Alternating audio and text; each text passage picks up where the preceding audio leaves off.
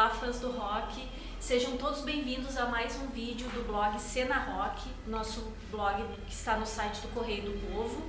Hoje nós estamos aqui com o Márcio Ventura, o Rei Magro, criador do Segunda Maluca, o evento que há mais de 20 anos ajuda muito nessa cena rock, aí, trazendo os trabalhos das bandas.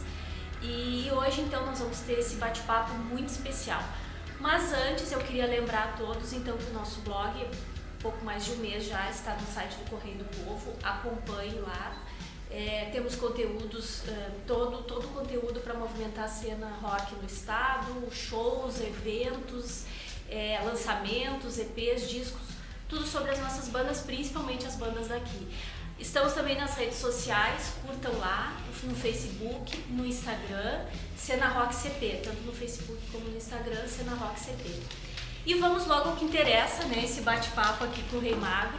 E eu já vou começar te perguntando lá do teu início, né, 88, 89, por aí, tô já produzindo shows, a tua banda. Vamos começar bem lá no início, lá como é que tudo começou e depois... Tem tempo, né? Eu vou voltar Tá. um pouquinho no tempo, não é muito, mas vamos lá então, começar logo. Assim, 88 foi o primeiro show que eu produzi, mas sem ter muita ideia de... Não era um objetivo de trabalho. Aquela coisa, né? Final dos anos 80, o rock no Brasil e aqui no Rio Grande do Sul fervendo. Aquela coisa, quero ter uma banda, e comprei uma guitarra, fui ter aula com o Carlo Pianta, que foi baixista do The Fala, guitarrista da Gafanhoto Filarmônica. E a gente ali vai conhecendo pessoas no meio. A galera que eu conheci primeiro foi os irmãos Porto, assim, o Pedro Porto e o Júlio Porto, que depois vieram a ser da Ultraman, o Pedro ainda é. E a gente teve uma banda, o Pedro tocou nessa banda Nada Público, mas não tinha ainda Nada Público. E a gente resolveu fazer um show coletivo no Bar da Terreira da Tribo, que era na José do Patrocínio, né? Foi um domingo de tarde e aquilo foi muito marcante, porque foi um show com umas 4, 5 bandas. Vários músicos ali seguiram a trajetória. Marcelo Moreira tocou com o Vander, com os Argonautas, o Hamilton da Silva tocou com o Vander, outras bandas assim, né, falando especificamente de algumas. O Pedro e o Júlio na Ultraman, e teve Colarinhos Caóticos que fechava esse show. E pra mim foi muito louco, porque foi aquilo de buscar ampliar a pé, de toda aquela batalha que se tem até hoje, né? Enfim, e o primeiro preju, né? O primeiro preju a gente nunca esquece, assim, como a vida, né? A coisa de eventos que tu faz independente é um risco quase que sempre, assim, né? Não tem uma garantia de nada. Tem momentos e momentos, mas é sempre um risco, né? Se tu não tem um patrocínio, tu não tem um troço pra bancar tudo. Trazer uma banda de fora de Porto Alegre é uma coisa muito difícil. E shows locais também são difíceis. Mas foi muito importante, eu guardo com muito carinho aquela tarde de domingo. E ali, a partir de 89, a gente montou a banda. Eu, o Pedro, o Cachaça, que depois tocou bateria na Pública. E a gente começou a fazer shows e tu tinha que se autoproduzir. Aquilo foi uma escola, assim, né, de 89, a banda durou até 95, mas com essa formação até 91. E aquilo tu ia no bar, tu pedia uma data, tu tinha que fazer toda a divulgação, tu vinha aqui no Correio do Povo, trazia o release, é tudo pré-internet, né? Tu ia na Ipanema, largava o release. E assim tu ia aprendendo, na lida mesmo, né, a produzir. E em 92, 93, já com outra formação a Nada Pública, a gente resolveu montar uma produtora, mas tudo meio fictício, assim, que era Pequenos Nadas Produções. A gente foi a São Paulo tocar e trouxe a banda Pinups pra cá. Imagina, eles vieram de ônibus, porque as passagens aéreas na época eram muito caras, muito caro. E ali a gente foi se moldando, depois isso acabou, e depois com a mesma banda ainda, resolvemos montar a 3 Reis Magros, isso em 93, que eram 3 integrantes da banda numa produtora. Mas aí em 94 os 2 rapazes resolveram sair fora, e não vou ficar usando esse nome 3 Reis, né? Aí Rei Magro Produções, de 94, então a gente completou esse ano 25 anos. E quando é que começa o Segunda Maluca? Segunda Maluca é um projeto que eu tenho a oportunidade de falar, ele é influenciado pelo projeto Segunda Sem Lei, né, que existia, que foi do Egisto Dal Santo e da Débora da Lore Finocchiaro, né, no Porto Elisa, assim, eu não vou me lembrar exatamente o final dos 80, meados, que era um projeto toda segunda. Sim. Mas acabou, anos depois, uma década e meia depois, eu tinha essa coisa de, pô, segunda-feira era um dia tão legal, e eu procurei o Dr. Jack, que era um bar na Travessa do Carmo, E dei a ideia, os caras, tu é maluco, segunda-feira... O pessoal tá de ressaca do final de semana. Dá pé. Cara, hoje eu não sei se eu criaria, assim, mas a gente vai chegar lá depois. Certo. Mas na época, eles ficaram meio assim, mas oportunizaram. E o projeto teve a primeira edição, acho que deu umas 50 pessoas, a segunda lotou. Eu nunca me esqueci, foi um tributo a The Doors, assim. Foi uma coisa... Claro, o Jack não era um bar muito grande, mas igual o trabalho da segunda-feira é um trabalho... Tem um lado ruim, que é o dia não é dos melhores, mas tu não concorre com quase ninguém, né? Não tem muito evento. Hoje até tem, mas naquela época não tinha nada. E ali deu pra ver que a coisa ia dar certo. E ele era como o Jack não era um bar com muita estrutura, a ideia o que era? Era lançar bandas, assim, né? Era tipo, vamos oportunizar. Só que o projeto deu tão certo que a galera jamais conhecida queria tocar. E as emergentes da época queriam tocar também, que não era a ideia inicial, era lançar mesmo, assim, oportunizar, né? É uma palavra que eu gosto muito e acho que é tão importante no mundo e no meio da cultura da música. Aí Bideobaldi, Cachorro Grande, Video Hits, Graforreia, todo mundo tocou, assim, e um bar com uma estrutura mínima, mas aquilo ali é muito marcante, assim, né? Eu tenho orgulho. Sim. E tu falou dessas bandas históricas gaúchas. E bandas novatas, quais bandas tu... É que bandas novatas naquela época hoje ou sim, não existem sim. mais, mas tipo, teve Subtropicais, que é uma banda que depois cresceu dentro de um cenário da cidade, assim, muita banda, né? Porque a gente fala da Bideobaldi, mas a gente tem que falar da Bideobaldi em 99, né? Sim. Cachorro Grande em 99, 100 discos, né? É 100 discos, assim, né? Sim. Bandas já quase com gravadoras, quase. Claro, a Graforreia já era uma banda que já tinha uma carreira. Mas essas outras eram bandas emergentes, então elas eram bandas novas. Só que muita coisa rolou, né? Muita. Fuang Fu, que é a banda do Marcelo Guimarães, que hoje está com outro projeto. Era tudo nascendo, então sim. Aquilo ali era muito... E tinha público, né? O projeto era semanal, tu pensa... que toda segunda-feira tu vai conseguir levar 100, 150 pessoas, 170, que era o que dava no Jack para ver o show. Sim. Isso é muito gratificante, assim, né? E do Jack vocês fazem? Do Jack a gente foi pro Garagem Hermética, que já era a segunda fase do Garagem, com o Fernando Nasser de dono. E a gente ficou 3 meses ali. Por que 3 meses que ficou? Porque o dono do Manara, aí que é o mais louco da vida, ele morava na Travessa do Carmo. O Manara... Quem não sabe, era um bar que tinha na Guete, assim, um bar de estrutura mediana, com umas 700 pessoas. Depois da Opinião, naquela época, eu acho que ele era a segunda casa de show. Ele era frequentador, como ele morava ali, eu encontrei ele na rua um dia, na 24 de outubro, ele, por que ele saiu de lá, blá, blá. E ele chegou, eu tenho uma proposta para te fazer. Eu te ofereço o meu bar para levar o teu projeto, te dou isso, mídia em tantas rádios. Eu fiquei assim, né, tipo, coisas que eu nunca imaginei. Mas eu levei 30 dias para decidir. Porque, pô, meu projeto é alternativo, o Manara é um bar mais pop, sabe aquilo? Sim. O anjinho e o diabinho, assim. Tinha que ponderar, né? Tinha, porque não adianta tu ir, te ofereço tudo isso e a tua marca, assim, né? A tua forma de trabalhar, né? Eu conhecia, mas foi a melhor coisa que eu fiz em todos esses meus anos de produção, foi porque nunca teve interferência em agenda, pelo contrário, era um bar que me ajudava com custo, ajudava com ideias, ajudava com tudo.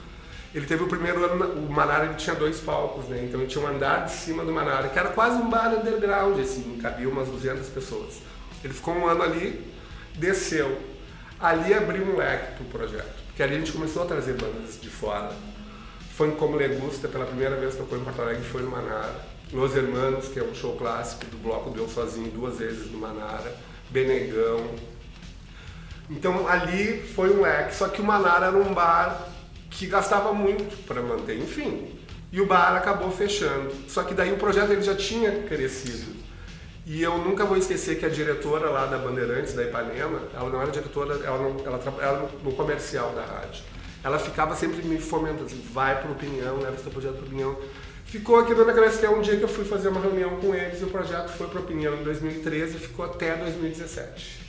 Então são 14 anos, só que ele muda, né? No Opinião ele fica sendo de 15 em 15 dias, pelo tamanho, e depois mensal. E, putz, daí tem também mais muito show, fora a cena local de Porto Alegre, muito show de galera de fora, Mundo Livre S.A., Nação Zumbi, Ed, orquestra contemporânea de Olinda. Eu tô falando que tá me vindo à cabeça. Sim, claro. Fora a cena daqui. Sim. E sempre que a gente trazia uma banda de fora, a ideia era sempre colocar uma banda local abrindo, né? Sempre ter esse link. Sim. Às vezes tu não tinha uma grana para pagar para a banda, mas para a banda valia a exposição. E não é que não existia exploração, né? Muita gente fala, porque tocar de graça. Não, às vezes tu é uma oportunidade, tu quer ou não quer, né? E às vezes o show não dava nem lucro, nem para, né? Nem pra banda de fora. Nem pra banda de fora, porque 90% dos nossos shows todos eram por porcentagem. Claro, tu tem toda a estrutura, né? Passagem, hospedagem, alimentação, transporte. Fazer música não é fácil, né? Não é, e hoje tá mais difícil. Tá mais difícil, não tem como, a cultura esmagada, enfim, né? Sim. Então tu tem que ter uma persistência enorme e ter vontade de fazer, né? Gostar, né? Tem que amar. Eu acho que como qualquer profissão, né? Mas eu acho que quando tu não tem um salário, tu não é...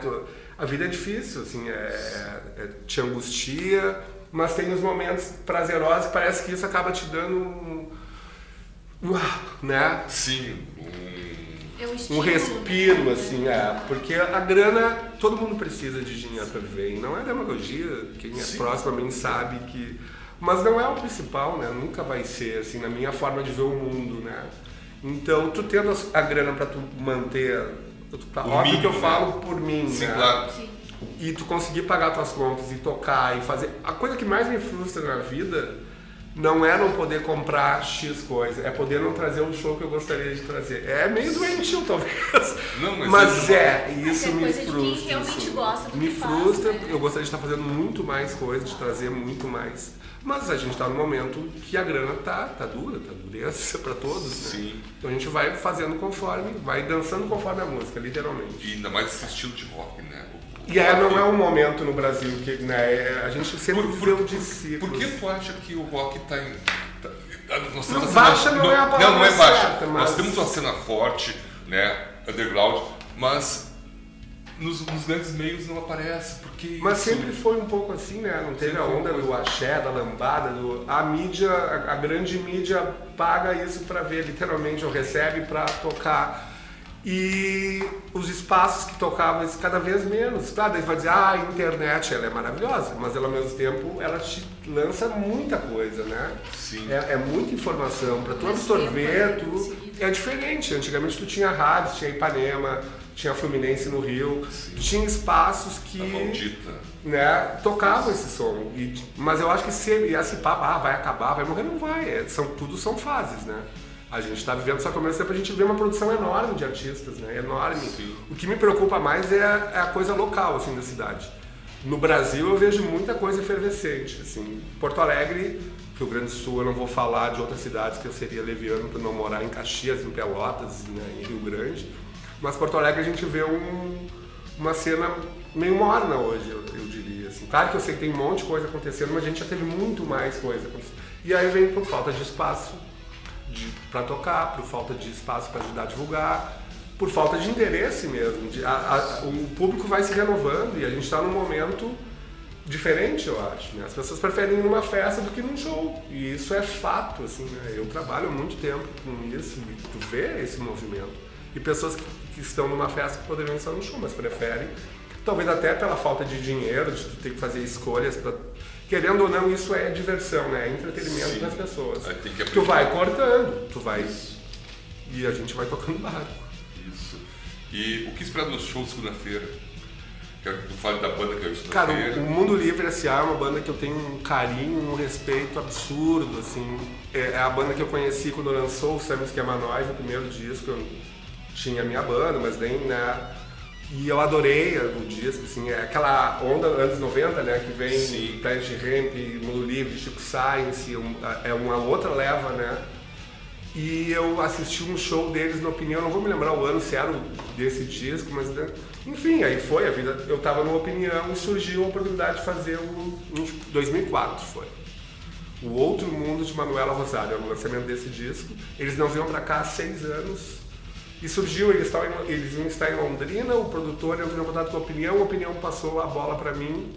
Foi o maior público da Segunda Maluca. Foi quase Opinião lotado numa segunda-feira, assim, tipo, 1000 e tantos ingressos vendidos. E o show foi muito lindo. E a partir dali eles voltaram no final do ano de novo na Opinião, e aí fazendo um show no Ocidente também, porque daí eu fiz uma turnê com eles, Florianópolis, Curitiba, Joinville, enfim. A gente ficou uns 10 dias viajando. E aí começou a rolar uma aproximação, eu trabalho com eles desde essa época. Assim. Claro que às vezes falha 1 ano, falha 2 anos, mas é muito tempo. Então se construiu uma relação de camaradagem muito grande, assim, né? Principalmente com os irmãos Montenegro, que é o Fred 04, e o chefe Tony, que é o baterista, que são os remanescentes dessa minha época, né? De 2004 até hoje. E surgiu, eu estou namorando faz horas, desde que eles lançaram esse trabalho novo, que é a Dança dos Não Famosos, mas Recife é longe para burro, né? E surgiu, eu tive que readequar a minha agenda. A gente tinha um show em setembro, que era a Hurt Mode, uma banda de São Paulo, teve que jogar para dezembro, porque eles iam vir para um evento em Santa Catarina. Então era pegar ou largar, assim, né? E casou com a data de segunda-feira, 9 de setembro. Eu estou bem feliz, assim, né? Porque é uma banda, Mundo Livre S.A., Ratos de Porão, foram as bandas de fora de Porto Alegre que tocaram mais vezes na segunda mão. É isso que eu ia te perguntar. Quais as bandas que tu mais gosta, que os shows que foram pra ti mais marcantes? É que não é por gosto, é por situações, claro, assim, né? Sim, mas as mais marcantes pra ti, assim, tipo, tá, falou Ratos de Porão. Ratos de Porão tem a oportunidade, porque a empresária do Ratos é a Érica, ela trabalhou com Matanza no começo, eu fiz os primeiros shows do Matanza em Porto Alegre, no Manara. E anos depois, ela já não estava mais com Matanza, ela me procurou se eu queria fazer, tu tá brincando comigo, né? Se eu quero fazer show do Ratos. E faz uns 7, 8 anos. Só que como a Segunda Maluca mudou pro Ocidente, e o Ratos é uma banda que tem um público intenso, a gente resolveu fazer nos domingos da Opinião, até por uma questão mais de segurança também, né? Mas a gente está namorando pro futuro fazer uma Segunda Maluca no Ocidente. Mas essa, olha que ainda antes de eu partir dessa, isso vai ter que rolar. Mas e bandas locais, a Grafo Hash, o Harmônico, o Júpiter Maçã, sem dúvida, foram os artistas locais que mais participaram da Segunda Maluca. Mas shows marcantes, tem o Bloco Deu Sozinho, do Los Hermanos, é uma história bem... Eles vieram a Porto Alegre, na Opinião, lançar o primeiro disco, quando a Opinião fazia aqueles shows que eles não divulgavam, eles botavam 4 artistas e um era a banda que... sim, um show surpresa. Show surpresa. Eles foram vaiados do começo ao fim, assim, né? E eu não estava no show, mas eles contam. E passou anos e eles lançaram o Bloco Deu Sozinho e eu não sei como chegaram até mim e o empresário me ligou. E eu, Los Hermanos, né? A banda já... A mesma coisa quando eu pensei em sair do garagem pro Manara. Daí o empresário muito inteligente me mandou o disco e disse, daqui a um tempo eu te ligo. E eu ouvi e eu adorei o disco. Eu acho um disco muito emblemático, o Bloco Deu Sozinho. Fechamos o show, mas aquela... O que vai dar, né? Os caras vieram pra cá, foram vaiar. Cara, foi um dos shows mais bonitos que eu vi pela entrega da banda, porque eles tiraram uma carga enorme de saber que tinha um público aqui. O Amarante até falava durante o show, mas isso aqui é Porto Alegre, a gente está em Porto Alegre, a carga era tão pesada, aquilo foi tão bonito, assim, de estar no meio sem querer. A vida te coloca em situações que tu não espera às vezes, né?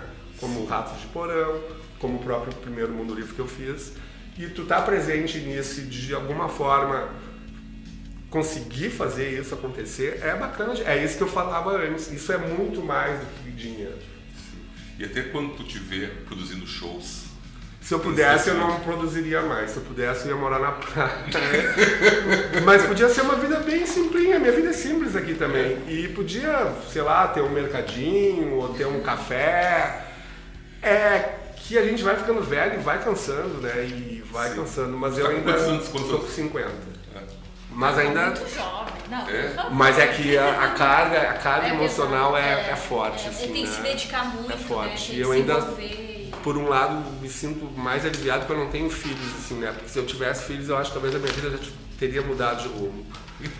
Mas enfim, eu amo o que eu faço, vou continuar. Eu tenho outro projeto também no Ocidente, que é o Ocidente Acústico, que também é um projeto bem antigo, ele completou 21 anos.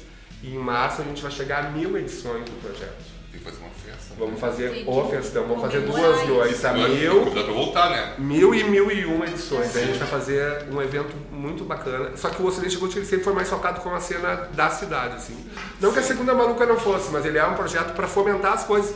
Tanto releituras, agora amanhã tem tributo, é o mês Tim Maia, né? Que a gente já faz há mais de 10 anos. São 3 bandas que se revezam. Seria aniversário do Tim Maia no final do mês.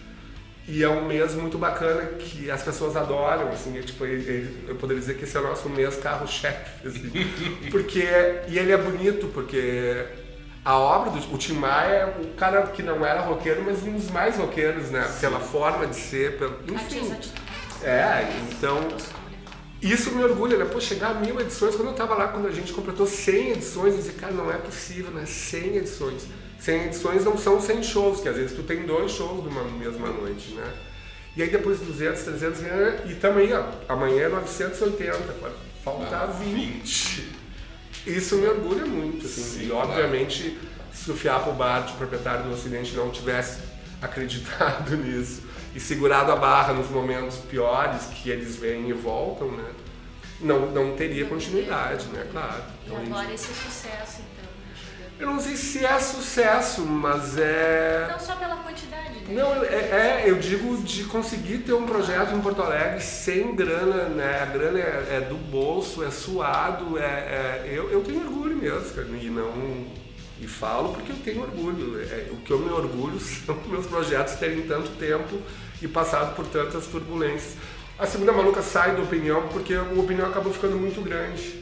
Pois é, isso que eu ia te perguntar. Eu cheguei, pedi uma reunião com eles, não dá mais. Às vezes tinha 100 pessoas, aquilo me deprimia e eu tenho que falar, a Opinião nunca também questionou nada, nunca disse vamos tirar teu projeto daqui. Mas eu achava que ele precisava recuar para não morrer, assim, né? Voltar para uma casa menor. E como eu já trabalhava no Ocidente há muito tempo, foi a primeira casa que eu procurei, já estava em casa, assim, né? Eu tô lá há 21 anos, né?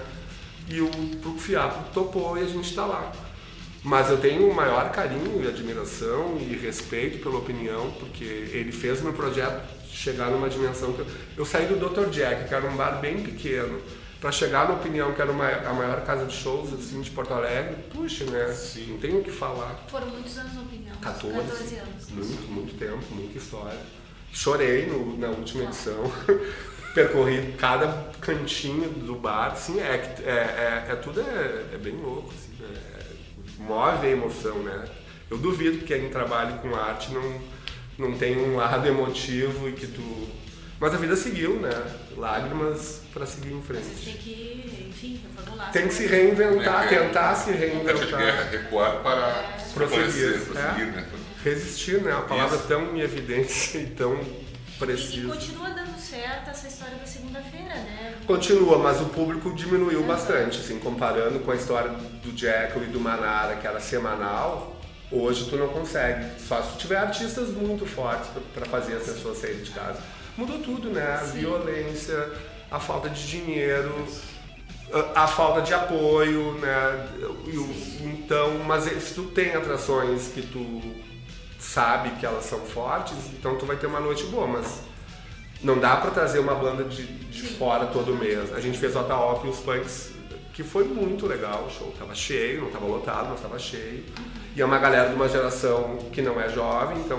Pessoal oitentista, né? Foi muito bonito, assim, pra quem não sabe, a Ataop e os Punks é uma banda que o Carlos Eduardo Miranda fez parte, então teve vídeos em homenagem ao Miranda, foi bonito, e essas coisas te tocam, assim, né? Tu tá participando daquilo. E foi o lançamento do disco novo deles, quer dizer, uma banda que parou, voltou e já lançou um disco. Agora quem tá cantando é o Carlinhos Carneiro, da BD e do Império da Lã.